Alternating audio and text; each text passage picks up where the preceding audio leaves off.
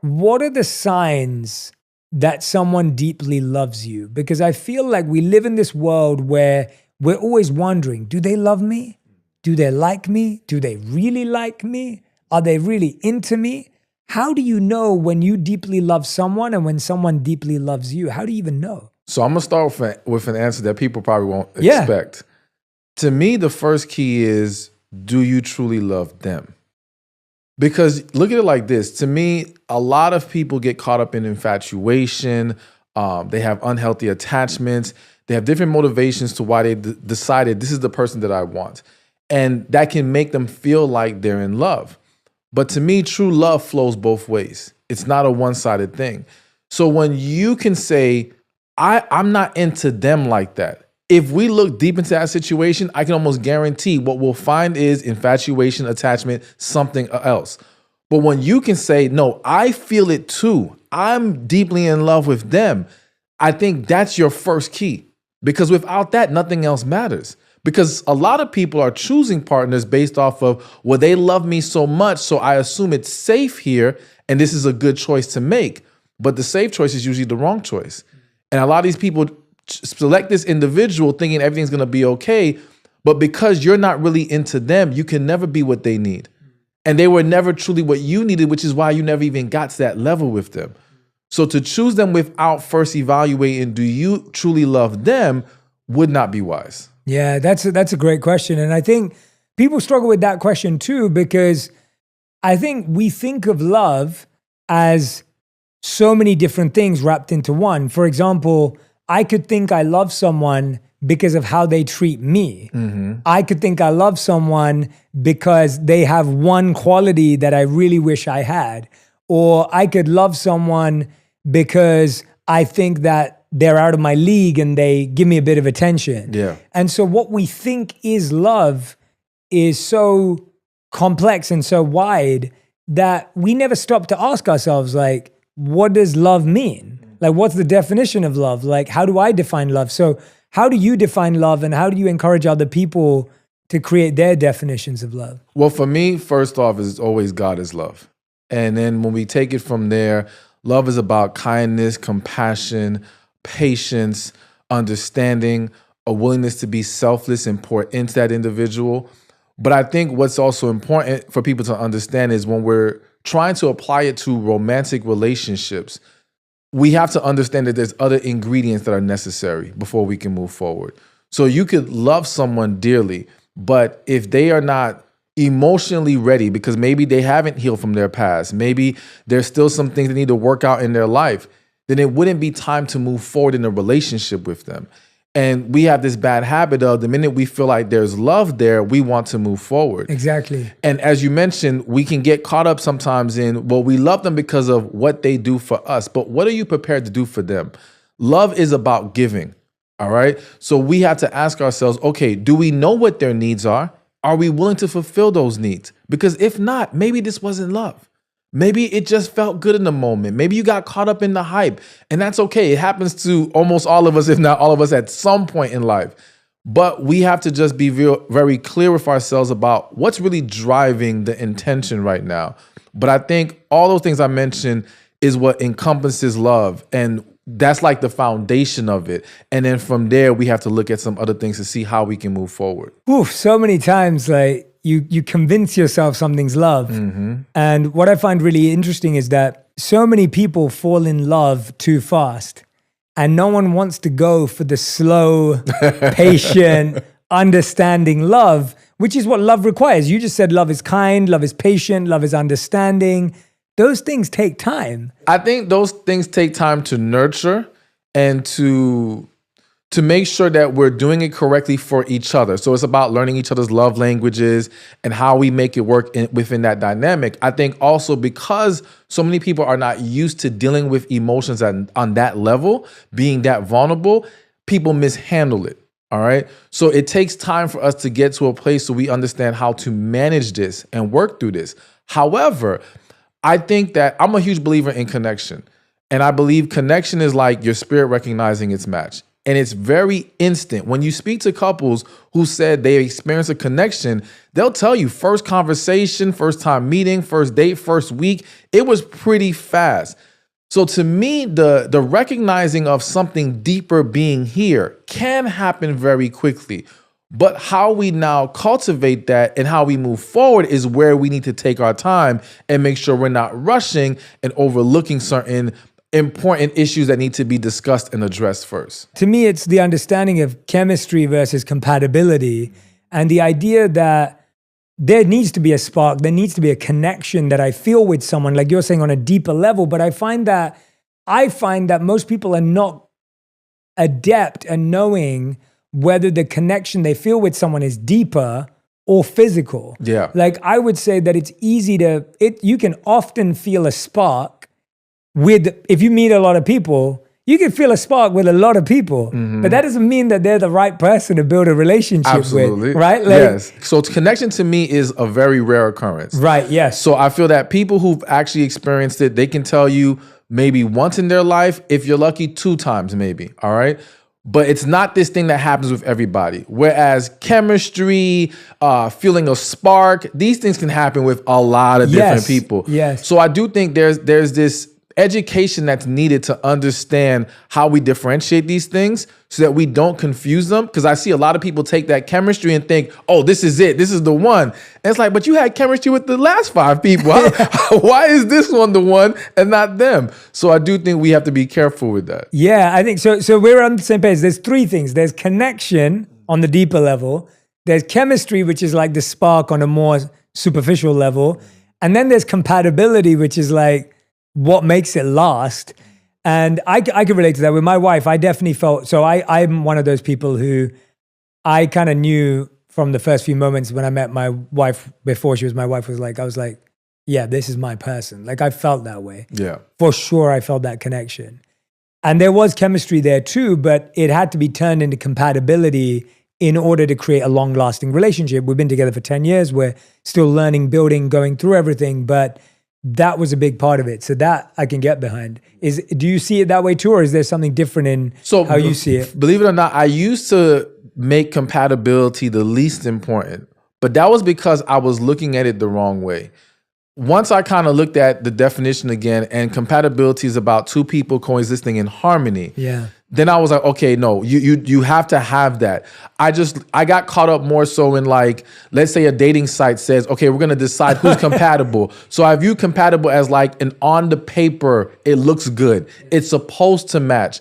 But you can have a lot of people who are supposed to be compatible and it doesn't work. Absolutely. So I think that compatibility is that add-on. Once we have the connection and the chemistry, now we have to create that harmony, which is the compatibility. Yes, I agree with you. And it is interesting how that word compatibility is thrown around. Mm-hmm. And you're so right that compatibility on paper doesn't mean compatibility in real life. Exactly. And to me, compatibility really has another word inside of it, which is like adaptability and that deeper understanding of an individual where you know how much you're willing to adapt around certain parts of the relationship. But we'll get to that. I think a lot of people, like, and that's where we got into this conversation around what is slow.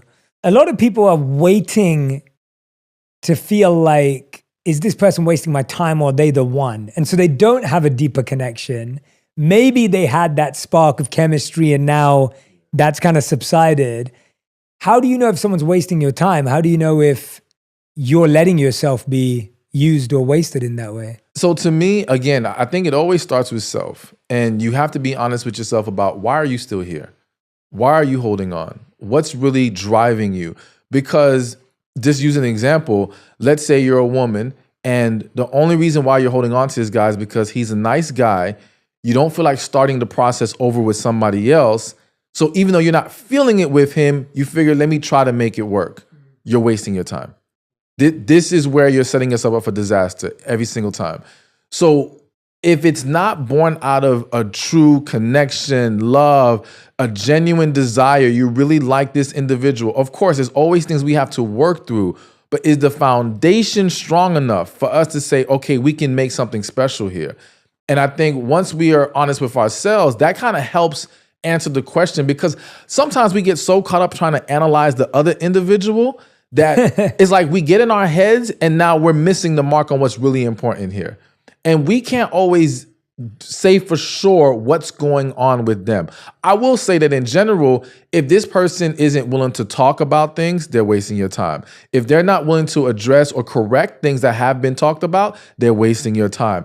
If you guys aren't on the same page about what you want and where you want to go in life, wasting time. So there are some things I think we can just look at and say, listen, this is pointless here. But a lot of times, and I have to say this, especially for women, women's intuition is extremely powerful. I'm a huge believer in it. And I feel like women know very early, this isn't it. But they rationalize reasons to convince themselves to give this man a chance. And this, again, is a waste of time because it just doesn't work. I've seen people turn what should have been maybe a couple weeks of dating into years of being married to someone they were not happy with. All because they did not listen to themselves from the beginning. They knew what it was, but they just could not accept it for what it was. Yeah, and I love that point on intuition. It's almost like when a relationship finally ends, a lot of us think to ourselves, I knew they weren't right for me. Like I knew it. I knew that they weren't the one, but you just didn't listen to that part of yourself. Yes. So let's break it down for people. Let's help people out. We started talking about three very important words: connection, which you defined; chemistry, which we've defined; and compatibility, which we've defined. How do people know the difference between connection and chemistry when they meet someone? Because I find that the science shows that you're experiencing dopamine and cortisol at the same time. So you're experiencing the reward chemical and stress chemical at the same time, which gives you that chemistry feeling, which is the feeling of butterflies in your stomach, or like, do they like me? Are they into me? What should I wear? That kind of feeling. But then you're talking about a deeper connection. How do you hear the difference? Because I think a lot of us just get swept up in the feeling of, oh, I'm so into that person, they're so into me. How do you know? So I think one is, are you even being yourself, or can you be yourself with this individual? If you're presenting your representative, then this is not a real connection. This is them falling for that person that you're presenting, but that's not real. So to me, you should be already being yourself, but with that person you have a connection with, it's a more natural flow. We don't have to force it. We just feel so much more comfortable around them. I think in addition to that is when you find yourself all caught up in the moment and caught up in that chemistry, again, you have to ask yourself, what am I really attaching myself to? What do I really like about this individual? What I find is that when it's really about chemistry, we're still on the surface. You don't really know about them yet. You just know you guys had a good time. Maybe you had fun at this event. You guys were able to talk about a lot of different things, which is great, which is going to also be important if there is a connection. However, do you even know what kind of relationship they want? Do you know what kind of life they want to live? You know, are you guys really on the same page? I think connection is our paths align, our purposes align. So for us to align, we have to have a deeper understanding of where we're headed, and can we head there together? So that's why I think, though you may feel it, or you may feel like you're feeling it, you have to do your due diligence to dig deeper to find out, okay, is this just I got caught up on the surface, or there is something real here? Yeah. And I think once we ask enough questions, because I think that's the other big problem. We have this experience where we feel this chemistry, we're so excited, and now we're afraid to ask questions because we don't want to blow up the fantasy. Yes. You know what I'm saying? Yes, We're just like, yes. no, I want to keep believing this is great, so let me not ask anything. Let me not run this person away. Let me not rock the boat. But that's going to be what tells us if this is real or not. Yes, I think you've hit on something there. Like, we're so scared of losing someone that we're okay with not asking important questions and discovering important truths that actually define whether this relationship's going to last. Absolutely. And that is ultimately, going back to your point earlier, that is ultimately you not being yourself, right? You're losing yourself, scared that you're going to lose the other person, so you're okay with not being yourself. Do you think it's ever okay? This is a funny question, I think, but I have to ask it because I think it's a healthy discussion. Do you think it's ever okay to present different sides of yourself in order to attract someone? Or do you think that you're ultimately setting yourself up for failure in a relationship? Almost like, I think a lot of people, they may not become someone completely different, but I think a lot of people are like, oh, I'm going to show my smart side because it will attract this person, or I'm going to show my this side because they'll like that. Are you saying any of that kind of molding is unhealthy, or do you think there's room for that? I think anything that is not sustainable is unhealthy. So look at it as if I'm a man and I'm meeting this woman and I want to impress her. So I'm like, okay, I'm going to try to spend all my money, take her to a nice 5-star restaurant, all these things. But deep inside, I prefer a more simple lifestyle. You know, I don't like all that extra stuff. Okay, that's horrible. That's a setup for disaster. That's unhealthy because you can't sustain what you're presenting to that individual that's going to draw them in. So whatever it is, another like common example is you'll have women who love to communicate. They want to be able to talk to you every single day. But because they're afraid of coming off a certain kind of way, they'll hold back on their communication. So now they'll make it seem like they're okay with talking every now and then. We don't always have to text. And then this guy falls for that. He falls for this low standard. I don't want to call it low standard, but not having such a high expectation of him when it comes to communication. Then he finally gets with the woman. Her true self is going to come out at some point. No one can suppress their true self forever. It comes out and now it's like, what is this? I did not sign up for this. Now we're fighting. Now we're stressed because you want him to call you more. He was used to you not being worried about it so much. That's why it's going to always not work out.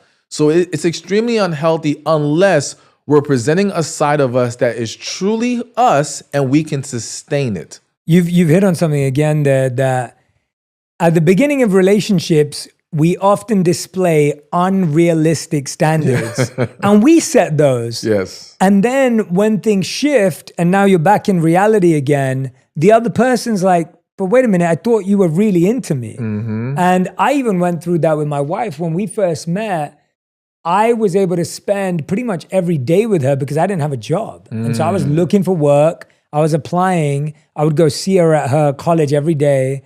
And I would spend the day with her. And I'd be in the library applying for jobs while she was studying. Yeah. And I could see her every day. And I think I saw her every day potentially for like 6 months maybe. Every single day, 5 days a week at least. And then when I got a job, that wasn't the case anymore. Because I was at work now and I'd set this unrealistic expectation that we could see each other all the time. Mm-hmm. And even in the beginning, I would see her all the time because I'd spend time with her family, but we wouldn't spend time with my family because I hadn't told my family yet. And so now that my family knew, we were trying to split the time. And all of a sudden it was like, but wait a minute, we used to spend time at my house. And so even in little things like that, it took a bit of adapting because I'd set a false standard in our relationship. And then thankfully my wife was adapting and she understood and she got it and it was fine. But I think for so many people, you set unrealistic expectations in who you are. Yes. And that's hard to come back from. Absolutely. Yeah. And that's why it's so important for us to know who we are so that we can present the real from the jump. You know, because again, a lot of times people, you know, this idea that we're always changing. Yes, I do think we're always evolving, but some of the big shifts that you see it's not because that's just the way life is. It's because you didn't take the time to figure yourself out first. And then you got with this person and now you want them to adjust. Now, thank God for you, she was able to adjust. But there's a lot of people that they can't handle that. Yeah. And now everything falls apart from there. And so that's why, we have to be very careful with what we're presenting from the beginning. Yeah, I agree with you on that we think people change, but actually they just start to understand themselves better. Exactly. Right? It's like they went from being completely unconscious about who they were. You met an unconscious version of a person. Yep. And now you think they're changing, but they just became conscious of who they are. Absolutely. But the thing is, Stefan, as you know, like society doesn't encourage that time of getting to know yourself, right? When you're young, you're not trained in how to think about who you want to be. You're trained in thinking about what you want to do. Mm-hmm. It's about your job. It's about your career. You're not thinking about who you are as a human being or as a person. So how do we in this society where understanding who you are is not clear, it's not encouraged, where does one start, or where have you kind of found great insights in trying to discover who we are. I would love to see more parents encouraging their children to explore how they're feeling about who they are. Like what I have found is a lot of people who, let's say I had one client where she wanted to be an actress when she was a little kid, but parents kind of push her in a different direction. Now she's like a social worker. But her desire is still to be an actress. Like the things that they wanted to do, they want to do as an adult now, you can find back in their childhood in a lot of cases. So I feel like too many people have stifled their children's growth in certain areas with limited ideas of, well, this can't make money or this wouldn't be a good look for the family or whatever the case may be. It's like, no, let them walk in it and see for themselves if that's really where they belong. Outside of that, for me, I think the big thing is getting in tune spiritually. I'm just a huge believer in that. I feel like me finding myself was when I went into what I call my wilderness period. I kind of just shut everything off that I was doing because I used to be all over having fun, partying, all these different things. And then God kind of slapped me upside my head and I had to like really pull away from everything and go deeper from within. And it felt like a process of breaking me down to build me right back up. And that's when I start to see things clearer because what I realized is the world is filled with distractions. And it's the distractions why we can't see ourselves for who we really are. If we simply shut off the distractions long enough, you will learn a lot. So even if someone just took a year off, don't worry, limit the TV you're watching, limit the music you're listening to, limit all the internet stuff. Just really go deeper within yourself, spend more time alone, spend more time thinking and processing. You will learn a lot because again, a lot of it isn't a problem of we don't know ourselves. We are not aware and we're not willing to accept. And once we allow ourselves to do those two things, become aware and then accept it, we become free. Yeah, I mean, I agree with you. I think that I've always been a big proponent of solitude to understand who you are, because as soon as you have another person, you now have another person's opinions you have to filter. Yes. As soon as you have another person in front of you, you have another person's judgments to filter. And so now you can't even say what you truly think about something because you're constantly thinking, what does that person think about me and my beliefs? And so understanding your beliefs in solitude allows you to be really clear about what your values and beliefs are. And that's what it's there for. I think when people get into, if we switch to compatibility again, the idea we talked about the difference between connection and chemistry, but compatibility is really interesting because a lot of people believe that relationships should be hard and they require hard work. Yeah. And a lot of people believe relationships should be easy and everything should just flow. Where have you kind of discovered your lens on that spectrum? So, okay, there's a couple ways to look at it. I think that most relationships, and I'll even be more specific, most relationships that involve connection and true love are typically hard. Not because relationships have to be hard, but because most people have been hurt by something in their life, are holding on to past traumas, haven't resolved it. Once they meet this individual that they feel so strongly about, it is scary. This is where things get difficult. It's the difficultness in how do I handle this? How do I manage this? You'll have people feel like they're losing themselves, but they're not losing themselves. Their true self is coming out. And it's the self that's been hiding behind that wall they've been using for quote unquote protection. But I always say the same walls able to protect you are the same walls blocking your blessings. So now they're being pulled from behind it. It makes them feel some kind of way. And again, people start to mishandle things. You also have situations where people are getting bad advice. Like, I'm gonna give one example. There's this book called The Game by Neil Strauss. I don't know if you ever read that book. Yeah, but Neil's great. Neil, he went into that world of pickup artistry, learned it, and he was great with the women. But then once he found that woman that he fell in love with, all that stuff doesn't work anymore. So you have a lot of men being taught how to handle women in general, but they don't understand that's not how you handle the woman you truly love. And so now again, you have individuals who, though they are truly in love with this person, they constantly mishandle it with bad guidance, with fear, and all these things. This is what makes it hard. And I even think that a lot of times the people who are supposed to be together sometimes will have the hardest time getting together. But I believe that once we're able to conquer that part of it and actually come together, it's not hard. Yes, it takes work. I believe we have to be conscious and mindful of how we treat our partners, how we show up, being willing to listen. But I think it's so much easier to do those things with someone you have a connection with and you're truly in love with. It's going to always feel 10 times harder when you're in the wrong relationship. And I would argue the vast majority of people are in the wrong relationship. That's why they're seeing it be so difficult. And when you see this whole it's easy, typically it's easy because you have two people who are not digging deeper. They're trying to ride out that chemistry we talked about earlier for as long as possible, all right? So yeah, it seems like it's great, it's easy, no issues, but it doesn't really work like that because they're just not facing the reality of the situation. So I think we have to understand that there is gonna be some bumps in the road because of all the things that people have been through.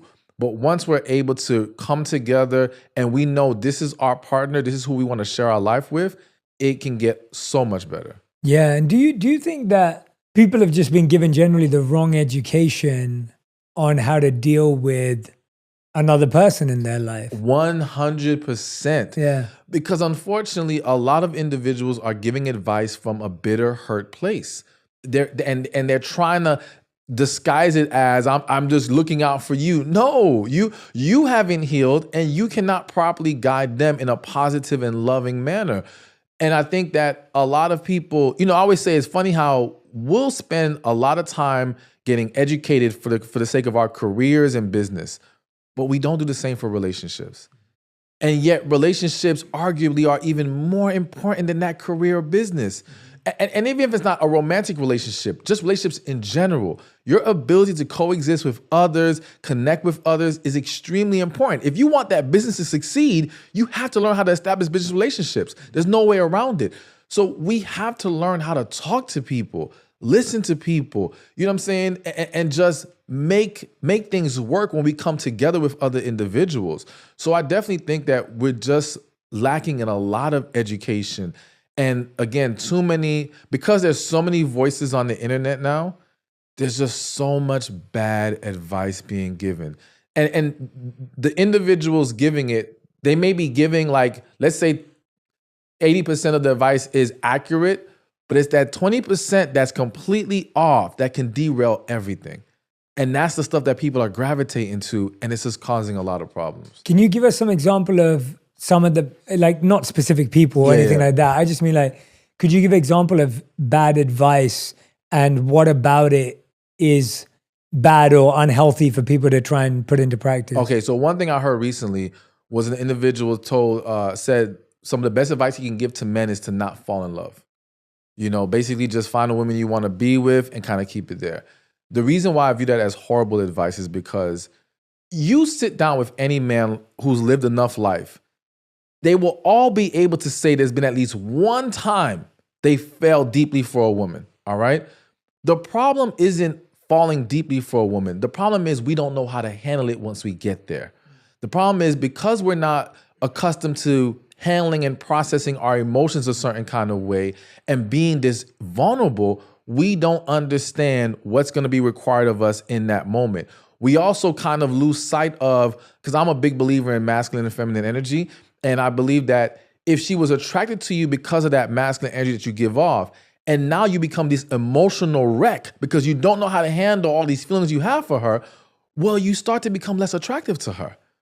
And it's not that it's not fixable. It's fixable, but again, a lack of understanding and awareness derails the situation. So rather than telling men don't fall in love because it's inevitable, let's teach them how we walk in love, what I call loving in your masculine, how you maintain that energy and still be able to pour into that woman in a way that allows the relationship to flourish. Yeah, and how does that work when, I think obviously a lot of people in that example that you're giving, if the person's attracted to someone because of their masculine energy, but at the same time they want them to be empathetic and compassionate and kind, which are generally seen as more feminine energy, how does that person balance the two? Or is that not how you're explaining it? Is that not? No, it's about balance. So we have to understand we all have masculine and feminine energy within us.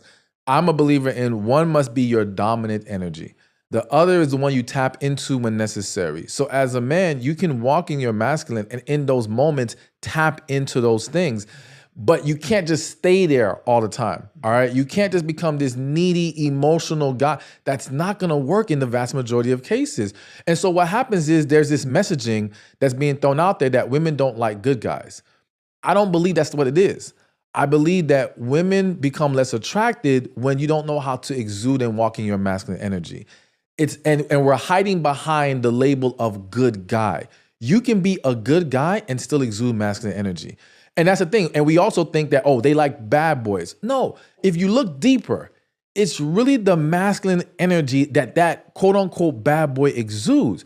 But what they desire is a mixture of both. The same way that we would want a mixture of both. We would want a loving, sweet woman, feminine woman, whatever. And if you're a guy who wants a masculine woman, cool. But you don't want her to be just that. You know, you want her to have the ability to tap into that other side when necessary. I think we all desire that balance in our partner.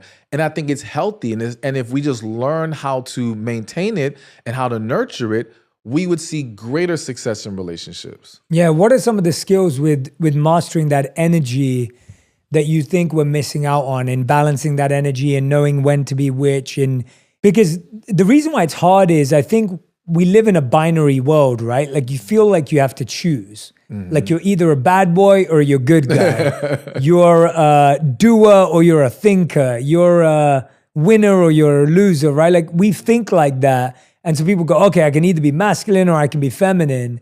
And I definitely relate to what you were saying. Like I believe that there is a lot about me that is massively masculine in energy, using that language and terminology. My drive, my ambition, how I work, my strategic mind. And at the same time, I consider myself to have a lot of great feminine energy and qualities where it comes to like empowering others and nurturing and the ability to hold deep, compassionate space and be empathetic, which are all powerful qualities for everyone, right? Beyond gender, they're powerful qualities.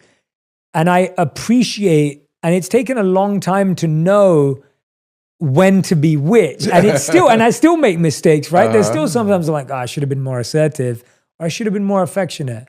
So we live in a world that finds it hard to hold two opposing ideas at the same time. Yeah. We don't know how to do that in any sphere of life, let alone within ourselves. Mm-hmm. So what are some of the skills that we can learn in order to nurture both those energies in a healthy way inside of ourselves? So I think one, it's going to require a lot of, if you're already in a relationship, it's going to boil down to a lot of transparency and communication. You know, if you're that man trying to understand that woman and when you can walk in those two energies, her being willing to be honest and open about, you know what, this was too much over here, or I needed some of this over here. And in time, you're going to become more aware and understanding. And it's going to be like second nature to you. You won't have to overthink it. And I think part of it is not overthinking it. It's kind of like being ourselves, but understanding that we have to learn when this is doing too much and vice versa. I also think that in reality, for a lot of men, especially when we're talking about relationships and kind of losing that masculine energy, the underlying issue is fear. All right. When we become so afraid of losing this woman, we lose ourselves. And so a lot of men now fall into this very feminine, needy space because they're just afraid. We have to learn that, listen, like to me, I feel if your partner thinks you're never going to walk away from them, no matter what they do, you've lost. That's a horrible place to be in. We have to get to a place where we both understand that as long as we show up the way that we need to show up for each other, we have each other's back. We will be here. But neither of us will tolerate an unhealthy relationship and someone who blatantly does not want to work on making this better. I would want the woman I'm with to feel that way, and I need to feel that way. Once we understand that, and you have the confidence of, I can walk away if I have to, that shifts your energy right there in itself. And now you don't find yourself falling into that place where, again, you start to look a lot more unattractive, or for some men, they become yes men in their relationships, thinking that makes her happy. That's turning her off. She doesn't want you to be her yes man. She wants you to stand up for yourself sometimes. Give your opinion, give your perspective. She wants to be able to, if anything, be able to have discussions with you about these things. Not just you say, whatever you want, whatever you want, whatever you want. Over time, it becomes a problem. So I think that once we conquer that fear, once we create a space where we can talk about these moments and not feel some kind of way, I think sometimes men they struggle with taking the criticism from their partner. Men and women. We all do when we have actual feelings for someone. We don't care about you, it's not as big of a deal. But we're emotionally invested, we're more sensitive to it. But we have to understand that these criticisms are for the sake of making things better and strengthening this relationship. So once we can get to that place, it's going to be so much easier to grow in it. And then I think it's just a matter of understanding that this balance isn't just for your relationship. So look at it like from a sports perspective.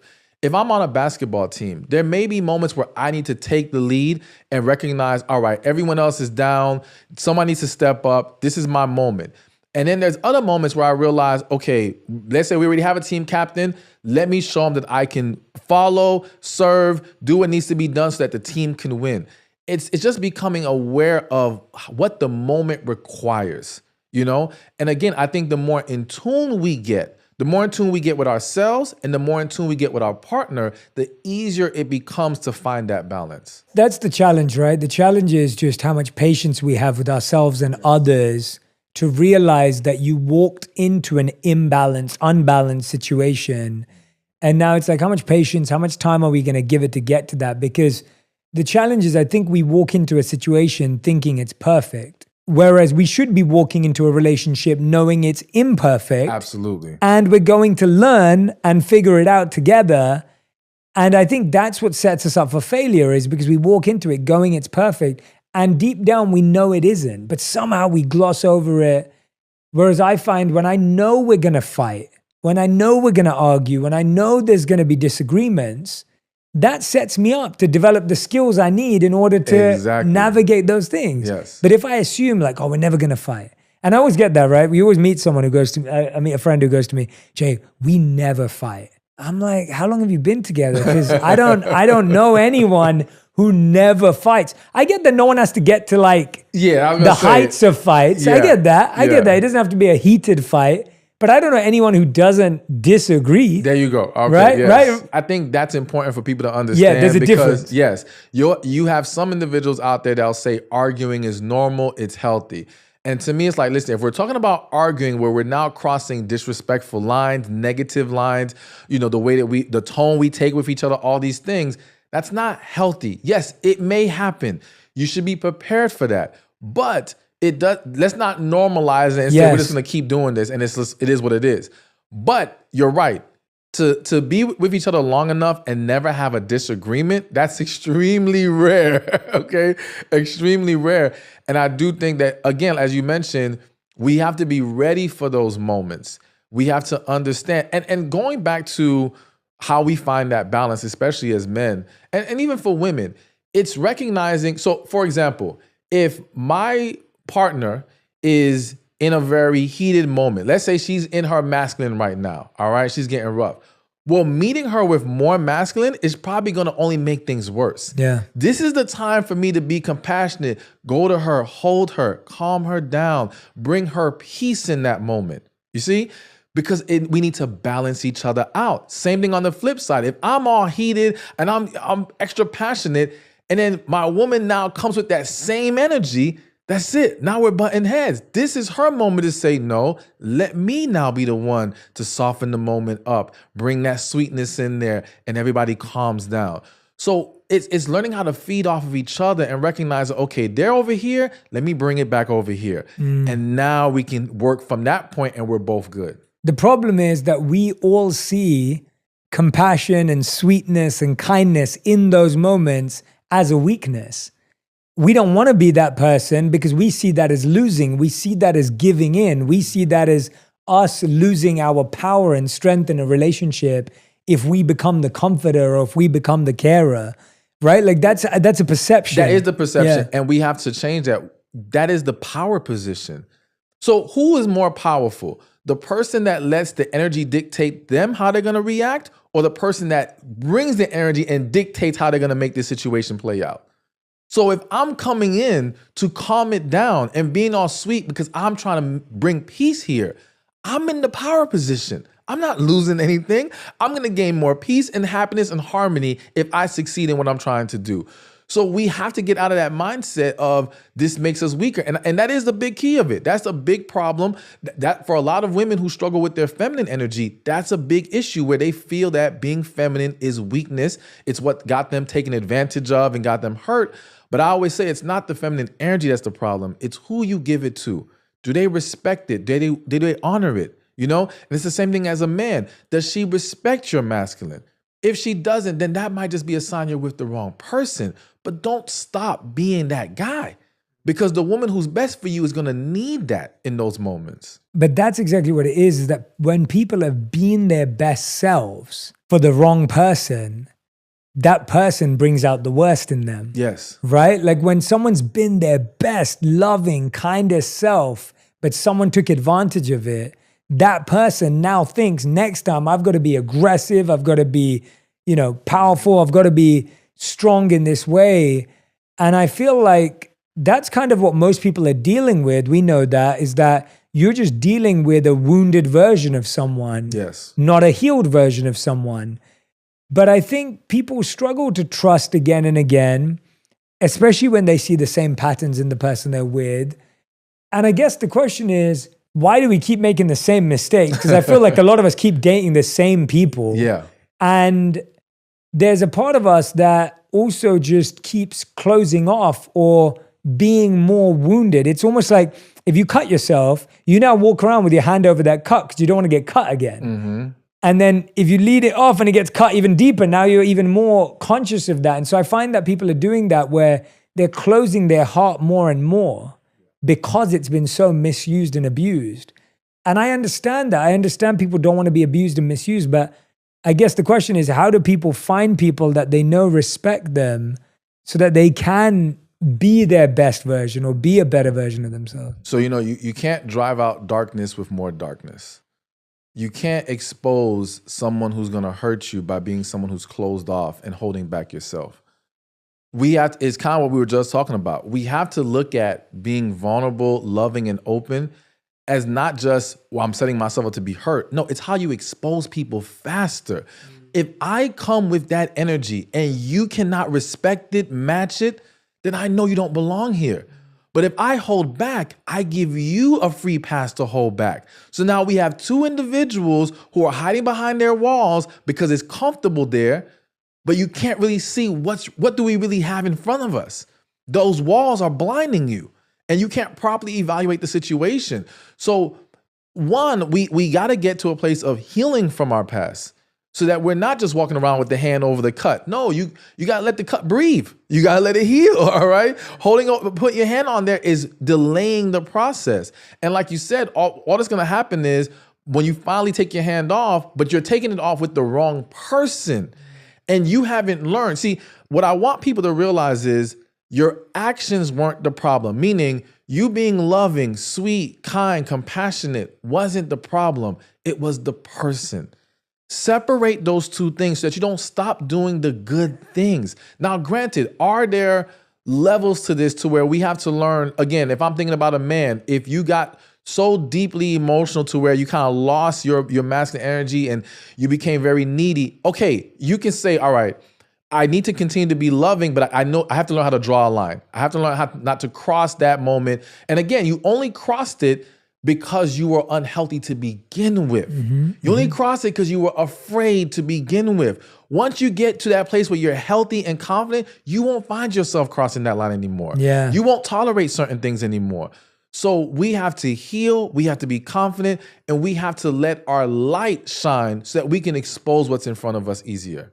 That's a brilliant answer. I love the differentiation between how sharing your light is not the problem, the person's the problem, because we start to doubt whether being a good person, a loving person is actually what wins in the world. Yeah. And the truth is that it does win, but it has to win with someone who can receive it and Absolutely. hold that space with you and share that space with you. And I find that a lot of people keep giving that energy to the wrong person because we feel we can make them better, right? Yeah, like yes. there's this feeling of like, I can change this person. I can make them better. I can heal them. There's some of us want to fix people. Yeah. And that means we assume the person we're with is broken. And I think this is such a subconscious thing. Like if you're always critiquing, if you're always picking at stuff with your partner, chances are you don't think they're great. Like chances are you think there's some issues with them and you Yes. think that you can fix them and they're broken.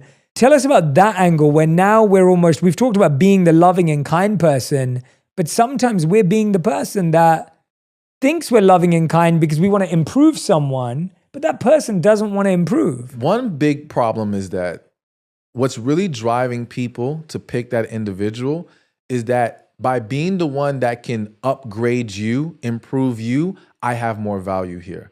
By having more value, I have a false sense of security. You have to appreciate me. You're less likely to walk away. You're less likely to cheat because you're lucky to have me. I feel like I'm the prize here.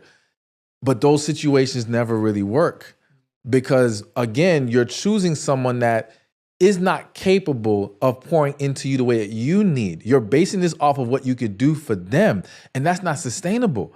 And you're choosing them because, again, you have more emotional control here. What happens to so many people, especially women, it's something that I call the unhealthy love cycle of women, where women in their first love experience, outside of any childhood trauma may have experienced, they're their most loving. They're just out there. They go all the way in. But that typically happens at a younger age, at an age where men are not mature enough to handle those kind of emotions, that level of commitment, so on and so forth. So she gets hurt. After she gets hurt, her moment is saying to herself, I will never let this happen to me again. So now the woman starts to consciously or subconsciously choose men who are, I don't want to say lower than her, but essentially a man who does not take her there. He's good enough to be with, but I'm not that vulnerable with him. He can't hurt me like that first love hurt me. And so that dynamic usually leads to picking that person I can fix, I can make better, who will appreciate and respect me. But again, it doesn't work out. And many times you'll see these same situations, the guy will move on to cheat on her. Not because, and I have to say this because some women think, yeah, he's just being a man. No, not because he's a man, but because you chose a man that you could never be the woman that he needed, and he could never be the man that you needed. Once he kind of either gets what he needs from you to build himself up, or the smoke clears from him being infatuated with you, he starts to realize, I'm not getting everything that I desire. And now you building him up has brought him more attention from other women. So now the difference between what you're not giving him and what someone else is willing to give him becomes way clearer now. The temptation gets way stronger. And he ends up doing something. Or she ends up cheating as well. Because he's safe, but he doesn't fulfill her. He doesn't satisfy her. He doesn't excite her in any kind of way. And that's why I always said earlier, like the safe choice is almost always the wrong choice. But that is a function of people trying to choose these fixer-uppers because they think it's going to give them some leverage there. It's leverage. That's it. Yeah, it's leverage. Yeah. How do you know when it's time to go? Like, how do you know when it's like, I feel like this is a common question where it's like, how do you know when it's just, I've tried everything, we've tried together, tried our best, maybe we went to therapy, maybe we got a coach, or maybe we didn't do those things. I just know that I feel like I need to go, but I'm scared of being alone. Yeah. I'm scared of dealing with the reality that I put in a lot of energy. And I feel like you said this earlier, but a lot of people stay in something for a lot longer than they should because they'd rather not be alone. Yes. They'd rather not face reality. They'd rather not lose 2 years of their life. They'd rather lose 2 more thinking that this should stay. Like, how do you know when it's time to go? Let me first say this. I think society needs to change their thinking as far as letting go doesn't always mean it can't work out later. It's just that it cannot work out under these circumstances, all right? Because some people say, well, I feel like they're the one. Okay, maybe they are, but maybe the time is not right. And it's letting go that will allow you both to do what needs to be done in your own personal lives that will allow you to come back together and have something way more amazing. So that's number one thing to consider. But outside of that, it's when one, if that person is unwilling to put in the work necessary, it's time to go. There's so many times I'll have a video go up about communication and someone will comment saying, I've tried talking to him and he doesn't want to talk to me. And in my head, I'm like, but why are you still with them? If he refuses to talk to you, you've already tried. There's nothing else to do. But people will let it linger on and continue while they consistently complain or unhappy about this specific issue. It's not going to magically get better. They're not going to just change it just because all of a sudden they see, oh, it needs to change. No, if they're fighting it now, they have no reason to change it. And what people have to understand, especially with this whole trying to fix people up, healing and facing your traumas is one of the hardest things for people to do. So if they already have you in their life, they're essentially getting the incentive or the benefit of relationship without having to do the deeper work. It's almost like if I'm at a job and the job says you need to have a master's degree to work here, but we're going to hire you anyway and give you time to get that master's degree. If getting that degree is super hard to you, you're going to drag that out as long as possible. Yeah. You may never get the degree until they fire you. When they fire you and you realize, oh my gosh, if I don't do this, I'll never get this person back. I'll never get this opportunity back. Now they might go and get it because it's very tough to walk down the path of the healing process. So if they're not willing to work on it, you guys have already discussed it. And I think that's a big thing because there's a lot of relationships that end and the couples don't even know what the real issue was. So the communication, they'll say, well, we talked about, no, you guys argued. You guys lashed out. There wasn't a clear communication as to what the problem was, what is expected, how do we go about this? If you've done that, and I believe one of the most effective ways to do that is through a letter. Because I feel like verbal communication of deep issues and concerns, they typically don't go well. People get distracted, they forget what they want to say, the other person gets defensive, they're listening to rebuttal, not to understand. But when there's a letter involved, it gives you time to get everything out. You can evaluate your tone, leave no stone unturned. And now they have an opportunity to process it on their time, to really take it in. And then you guys can come together and discuss the letter. And now it's so much easier to stay on point and get everything covered. If we've done that and they're still unwilling or there's still no progress, it's time to go. Yeah, that's great. That's great advice. And for me, that's the biggest one. It's like, you can't make something last if only one person's working on it. You can't keep hoping and waiting and wishing. And like you said, that ending doesn't mean forever. And often I found that two people need to grow individually to be able to grow collectively. Yeah. And we're forcing growing together so hard, but we need space to grow. Mm-hmm. And if you can't grow together, chances are you need to grow apart in order to see whether you grow together again or grow for someone else. And all of those options are okay, but we put so much pressure on people to grow together that they grow apart. Yeah. And actually, if they chose to grow apart and grow separately, they could come back together if they learn the lessons. And I think that's a mistake too, that sometimes people think, I'm going to go learn this lesson for this person. Yeah. I meet a lot of people that are like, okay, they broke up with me because I wasn't XYZ. Now I'm going to go become XYZ to win them back. Yeah.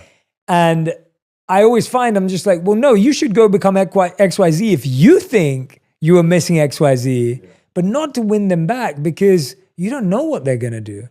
What's your take on people trying to win people back? So I 100% agree with you. Like, if we're trying to learn or grow, it needs to be for the benefit of who we are and just whoever we deal with. So it's almost like if I was a bad communicator in this relationship, I shouldn't learn to better communicate for that person. I need to better communicate for whoever I'm going to be with. If you can't see it in that light, then maybe you're looking at the wrong thing. My thing is this, I think it all depends on what the details of the situation was, what led to the breakup, what were you overlooking? What was missing? Are these fixable issues? Because a lot of people are trying to win back someone where the issues are not resolved. So it's like, what's the point of going back? We're just going to go in the same cycle all over again. They're letting this idea of I miss them, I don't want to be without them, blind them from the fact that you two did not get along well, or you two don't want the same things, or you two just, whatever it is. maybe there's a lack of sexual satisfaction. I don't know why I felt the need to mention that, but that's what it happens a lot of times. You have to stay focused on what led to the end and can this be corrected? If it can, cool. But as you mentioned, correcting it does not guarantee you they're coming back. And even if they will come back, you don't know when. They may need, so you may have figured yourself out in 6 months. They might need a year. And I would argue if you guys are truly meant for each other and they needed a year, you need a year too. You're just overlooking some things and you're rushing the process because you want to get back to them. Yeah. I've never found a situation where it was truly only one person who had problems and the other person was squeaky clean. No. You thought you were, but you had some stuff too you needed to correct. Of course. So I think we have to be honest with ourselves and just keep striving to be better.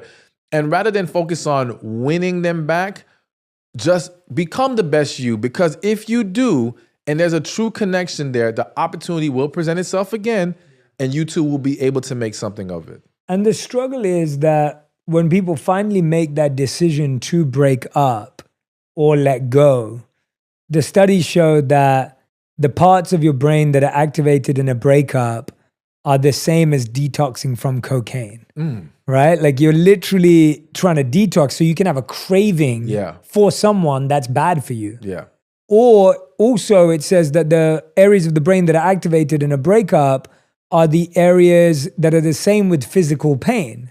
So if someone like punch you in the stomach, the reason why we say like my heart feels broken is because it literally feels like something's broken. Yeah.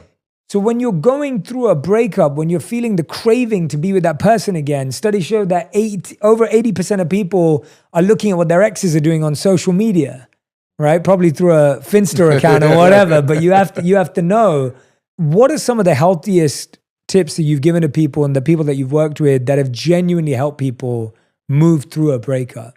The first thing is to ask yourself again, why was I even there?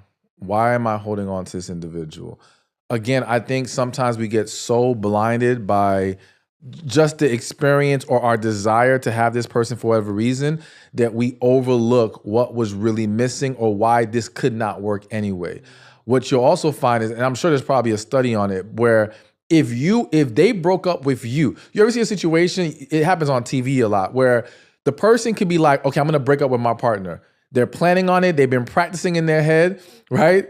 It took them a couple of weeks to muster up the strength. They're about to do it. And then the partner breaks up with them. Yeah. Now it's, oh my gosh, I got to get them back. Yeah. So it's like, you just forgot this whole time that was your plan. Yeah. They just gave you the pass to do it. But now, because we don't like to be the one being let go of, now we're fighting hard to get it back. Yeah. So we have to really not fall into these little traps that happen to us as human beings.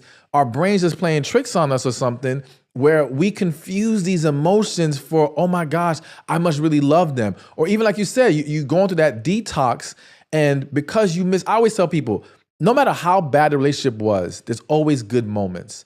So if you're trying to break free, you can't just let your brain focus on the good moments.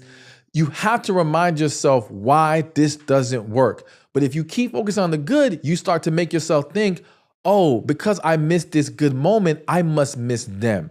And there's this quote that says, sometimes you're not missing the person, you're missing the feeling.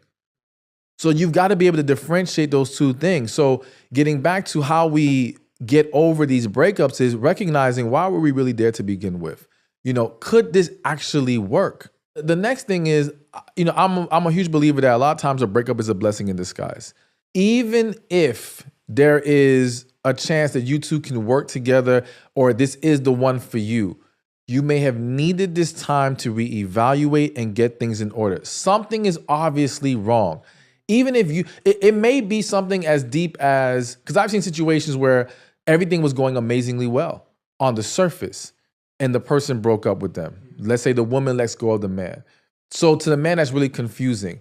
But what it was is that woman, she had not healed from her past relationships. And this relationship being so good was scaring her. And what happens is the better you are, the scarier it becomes for her. She's looking for something to be wrong. She has to validate her fear somehow. When she can't find it, she'll either sabotage the relationship or she'll run from it. So to that man, it may seem like this is so unfair, which, yeah, it sucks. But if this woman didn't break up with you now, you were inevitably going to face this same ending, but at a worse time. Yeah. All right. This is still best that it's happening now. At least if she can go do what she needs to do, there's a chance for this to come back around later. But it's hard for us to see it in the moment. So I think just really, we also have to focus on our healing. Whenever a breakup happens, the mistake we make is that we think it's about healing from the breakup. No, it's healing from everything you've been through. You've probably been sweeping under the rug your childhood trauma for years, maybe the last 2-3 relationships, whatever it is. So, and not healing from those things is contributing to your struggle to get past this breakup and contributing to why you even chose this person to begin with. I'm a huge believer that if you haven't healed, you are 90% likely to choose the wrong person. Yeah. It's just too difficult to pick that person that you truly love and can truly love you and accept that level of vulnerability when you have still not resolved your past traumas and past hurts. Yeah. So to me, that's the next big thing, is just focus on your healing process, because in that process, you will also be able to see more clearly if this is really for you or not. Like, walking around unhealed is like walking around with broken glasses. You can't see straight, no matter how hard you try. But healing will clear up your vision really, really fast. And now it'd be like, oh, wait a minute, I didn't belong there. Yeah. You know, thank God the breakup happened. You know, now I'm in a better place. I move forward. So to me, I think, and I would say, in addition to those things, is just have an accountability partner. Whether that's friend, coach, therapist, someone that can help keep you in check, help remind you what you need to do, someone that you know you have to talk to and update what's going on so that you feel like, okay, I don't want to come back to them saying I'm doing the same thing over and over again. It doesn't guarantee success, but it helps. It helps move the needle some. So I would highly encourage that. That one mindset you spoke about there, that changes everything. And it hit me today. I was just thinking, if we were just able in a moment to recognize that something painful now was going to be good for us in 5 years' time, that would change so many things in our life. Yes. But we're so poor at dealing with current pain, even if it means future joy, that we just can't accept that I have to go through this. Like, in everything, right? Like, knowing that someone breaking up with you just saved you 10 years of a wasted life is so much more than knowing you're going to have to go through a few months of pain and 10 months of pain. Maybe it's a bit longer. Maybe it's 2-3 years. But we just have to get our head around that sometimes the best things that happen to you are protecting more of your life than the pain that they're causing. You need the peace of knowing I did what I needed to do. That's it. Yeah. Because anytime you feel like, well, maybe I could have done this, but I could have done, that leaves the door open for doubt. Do it all. Exactly. So it's like, and that's why I'm such a big believer in, you know, there's people who say, well, once they're done, they'll just move on. And I'm like, no. Express yourself. Get everything off your chest, because you don't need anything to linger and you questioning, well, what if I did this different? No, speak your full piece. And now you can say, all right, I did what I had to do. It is what it is. I move forward. And I mean, it makes it easier. It may not make it 100%, not an issue whatsoever, but it's going to be easier. And I'll say also, for me, that's why, like, my relationship with God is so important, because that's where I find my peace in dealing with a situation that doesn't work out the way I want to. I always tell myself, okay, if this isn't working out, God has something better for me. You know, if this is happening right now, there's a purpose, because I know if I followed his guidance throughout this process, there's no need for me to question, why is this the current outcome? There's a reason for this. And I've been through these things enough times to see, as you mentioned, the reward is going to come. It may come next week. It may come years from now. It will come. And I'll be able to see how it all connected. Yeah. Stefan, it's been incredible talking to you, man. This has been such a great back-to-back flowing conversation. We end every On Purpose episode with a final 5, which is like a rapid fire, which means every question has to be answered with 1 word to 1 sentence maximum. Okay. So here are your final 5. The first question is, what's the best relationship advice you've ever received or heard or given? It is to love fully. Love fully and be yourself, because as I said earlier, that's how you will expose quicker who is for you and who isn't for you. Second question, what is the worst relationship advice you've ever heard or received? Get under someone to get over someone. Doesn't work? Doesn't work. It's only going to cause more problems. Question number 3, how would you define your current purpose in life? Is to serve the people and help heal hearts and help individuals experience happier, healthier relationships. Question number 4, what's something that you used to think was important in relationships, romantic relationships, but you no longer think is important? I don't know if I would say it's what I thought it was that important, but I do think I can talk about it now, is the woman's financial position, where I think once upon a time, I may have put more weight on that when I was a lot younger, and really because that's what society and family told me was important. But now to me, and I can say it because I'm successful, that financial position is not what's important to me. It's the love, it's the environment in the household, all these things. I mean, of course, I want her to pursue her purpose and her passion, but what she has financially doesn't move the needle at all. Got it. All right. And then 5th, and thank you for opening up and sharing that. 5th and final question, if you could create one law that everyone in the world had to follow, what would it be? The one that's coming to mind is you must be honest. If we eliminated lying and deceit, oh my God, like this world would be so much better. Yeah. So just, you have to tell the truth. Yeah, that would be an amazing world. Yeah. Stefan, it's been amazing speaking to you today. I hope you come back on the show many times. Absolutely. The book is out now. It's called Love After Heartbreak. I'm sure each and every one of you can relate to having gone through heartbreak. This is the book to have to find that love within yourself again, to make sure you can love others. Make sure you go and grab a copy of the book. We're going to put the link in the show notes so you can go and order the book. I highly recommend it. Please make sure you follow Stefan on YouTube, on Instagram, on TikTok, on all the social media platforms. Please do tag me and him on the platforms you use with the insights that stood out to you, the words of wisdom that he said that are going to stay with you, and the ones that you're bringing into your heart and life, and the ones you're sharing with your friends. I hope you'll pass this episode on to someone who needs it. If you know someone who's going through a tough time, through a breakup, if you know someone who's single right now and needs to do some more healing, or if you have a friend in your life who's in a relationship but struggling, this is the episode to send to them. Stefan, thank you so much for your time and energy. Thank you for having me. So grateful to you. Definitely a pleasure. Pleasure's all mine. Thank you.